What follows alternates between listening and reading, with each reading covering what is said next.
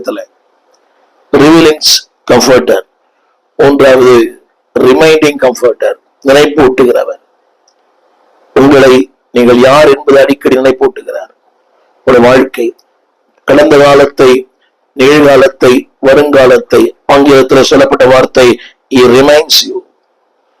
நான் சொல்கிறேன், is a reproving comforter, நம்மை கண்டித்து உணர்த்துகிற ஆவியானவர். 16 அதிகாரம் 7 வசனம், எல்லாமே யோவான்ல 16:7, கண்டித்து உணர்த்துகிற ஆவியானவர். அவர் வந்து பாவத்தை குறித்தும் நீதியை குறித்தும் நியாய தீர்ப்பை குறித்தும் உலகத்தை குறித்தும் கண்டித்து உணர்த்துவார். இன்னைக்கு யாருமே கண்டிப்பை விரும்புவதில்லை. திருச்சபை மக்கள், பிள்ளைகள் பெற்றோரின் கண்டிப்பை விரும்புவதில்லை. குடும்ப உறவுகள்ல கூட விரும்புவதில்லை. அதாவது ஒரு மனைவி கூட கணவனின் கண்டிப்பை விரும்புவதில்லை. ஏனென்றால் இந்த உலகத்துல 2 பேரும் சம்பாதிக்கிறாங்க. they don't want to be corrected. அதுபோல கணவர்கள் கூட அடிக்கடி நான் சொல்வது, உங்களை கண்டிப்பதற்கு ஒருவர் இல்லை என்றால் உங்கள் வாழ்க்கை தறிக்கெட்டு போகும். எனவே உங்களை கண்டிப்பவர்களை துதியுங்கள். சங்கீதக்காரன் சொன்ன போல, நீதிமான் தயவா என்னை கொட்டட்டும், அது என் தலையில் இருக்கிற அபிஷேகம் என்னை போல இருக்கும்.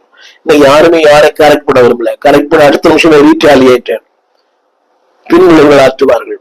உன்னை எங்க பார்க்கிறோம், நாங்க நான் பார்க்கிறேன். என் ஊழியத்துல ஒரு நாள் சொன்னேன், நீ பண்றது தவறு, இது சரியில்லை.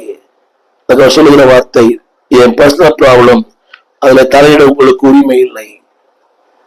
புரியுது, சொல்லக்கூடாது, உங்களுக்கு உரிமை இல்லை. அப்ப யோசித்து பாருங்க, ஒரு ஊழியர், என்னால் உருவாக்கப்பட்டவர், பாதை தவறும் போது எனக்கு எல்லாம் தெரியும், ஐ கேன் மேனேஜ்.